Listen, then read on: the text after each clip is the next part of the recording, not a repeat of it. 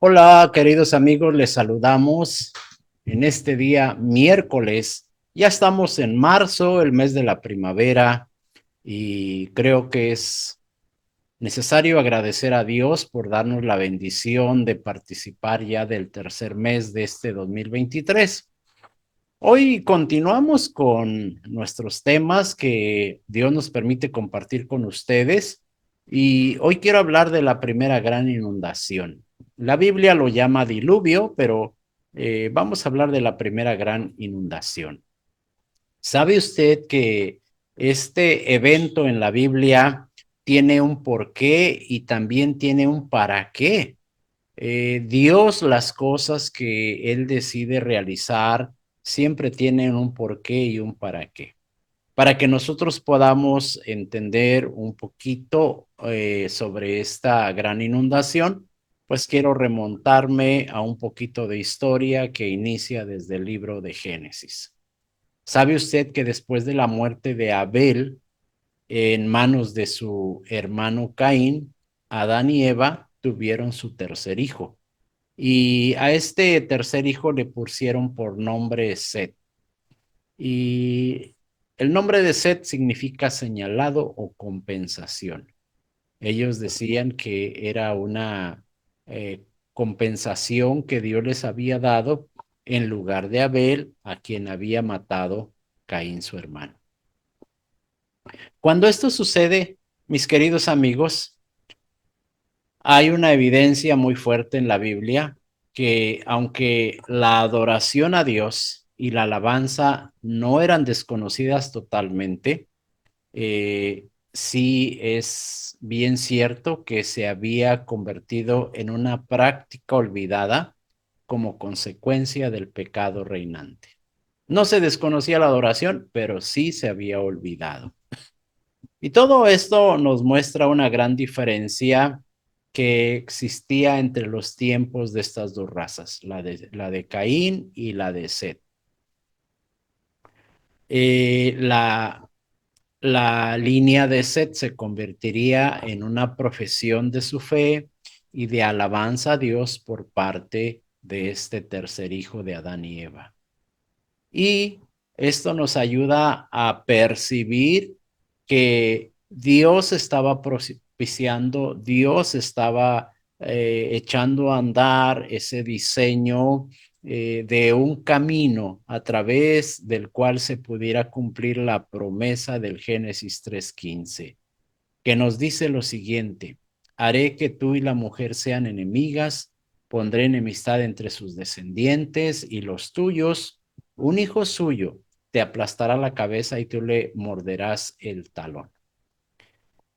Y cuando se escribe Génesis 3:15, también nosotros podemos encontrar en la Biblia, en el capítulo 6 del Génesis, los versículos 5 al 7, una descripción de la situación moral y espiritual en la cual se encontraba la humanidad en ese tiempo. Dice la palabra que de la siguiente manera: entonces el Señor lamentó haber creado al ser humano y haberlo puesto sobre la tierra, se le partió el corazón. Entonces el Señor dijo: borraré de la faz de la tierra a esta raza humana que he creado, así es, y destruiré a todo ser viviente, a todos los seres humanos, a los animales grandes, a los animales pequeños que corren por el suelo y aún las aves del cielo. Lamento haberlos creado, pero Noé encontró favor delante del Señor. Génesis 6 del 5 al 7 nos da una descripción. Entonces nosotros podemos concluir que había un dominio universal del pecado abierto y atrevido y de una rebelión muy marcada contra Dios.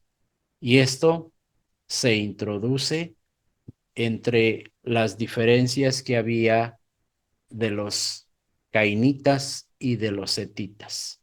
Cuando Dios decide enviar esta gran inundación, pues cesa esta diferencia que se había marcado. Una generación que buscaba adorar a Dios y otra que estaba entregada completamente a la maldad, con la única excepción de Noé, que la Biblia nos dice que no había nadie en esa generación que invocase el nombre de Jehová, nos dicen las escrituras. Y sigue haciendo una descripción de que había mucha violencia, de que el ser humano le había dado la espalda a Dios, por lo que podemos decir que esto era un periodo de violencia, de la fuerza contra el derecho, de la rapiña, de la concupiscencia, de la incredulidad universal en la promesa. No se creía en el Señor, se había dejado en un lugar pues contrario la promesa de Dios, con la excepción que de los descendientes de Set eh, eran los que el Señor estaba diseñando ese camino para restaurar la adoración. No quedaba otra esperanza y la generación tenía que ser totalmente exterminada en un juicio divino. Entonces es cuando Dios envía esa primera gran inundación y nosotros podemos ver que la paciencia de Dios esperó 120 años, porque estos 120 años se tardó Noé para construir el arca, durante el cual estuvo martillando, cortando madera, pegando, uniendo. Era un testimonio de todos los días. No era el único que fue hallado fiel en aquella generación, fue pregonero de justicia y llamando a aquella generación pecadora al arrepentimiento.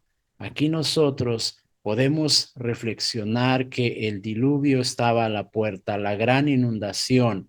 La construcción del arca comenzó cuando Noé tenía 400 años y esto nos hace pensar en la historia de esta gran inundación que nos debe enseñar a las generaciones actuales que Dios rechaza, que Dios aborrece el pecado. Y si Dios no ha venido aún por sus hijos, por su iglesia, es porque ama al pecador, porque te ama a ti, porque me ama a mí y nos ha extendido su misericordia. Así en esta primera gran inundación, Dios prolongó su misericordia por varios años. Todos aquellos que, al igual que en aquel tiempo, pues decidimos vivir de espaldas a Dios, que estamos entregados a los placeres de la carne y haciendo caso omiso de ese llamado al arrepentimiento que hoy se sigue haciendo. Deberíamos tomar en cuenta que las promesas hechas a los fieles por Dios no han sido olvidadas y más temprano que más tarde el Salvador ha de venir por los redimidos, ha de venir por su iglesia y nosotros deberíamos sacar esta enseñanza de esta gran inundación. Solamente Noé y su familia fueron los que se salvaron. Toda la humanidad pereció, así como lo manifestó el Señor. Entonces, esta gran inundación nos enseña que el Señor está a punto de regresar nuevamente ahora como juez. Y la invitación es que te subas al arca, que vengas a Jesucristo y puedas tú formar parte de esos redimidos por los cuales vendrá el Señor. El próximo viernes tendremos la segunda parte de esta gran inundación y esperamos que Dios te bendiga y disfrutes cada día que Dios te da. Hasta luego.